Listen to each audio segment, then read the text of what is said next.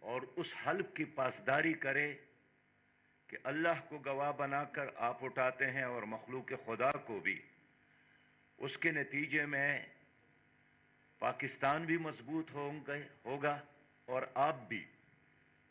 لیکن اگر ماضی کی اسی سوچ سے آپ نکلنے کی کوشش نہیں کریں گے تو اس کا نقصان اس ملک کے نظریے، اس ملک کے جغرافیے، اس ملک کی معیشت، نئی نسل اور ہمارے مستقبل سب کو ہوگا۔ جمہوریت کیا ہے؟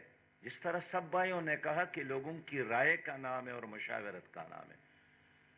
اگر آپ نے مشاورت اور لوگوں کی رائے کو قبول نہیں کرنا ہے تو پھر لوگوں کے ساتھ الیکشن کے نام پر مذاق کیوں کرتے ہیں؟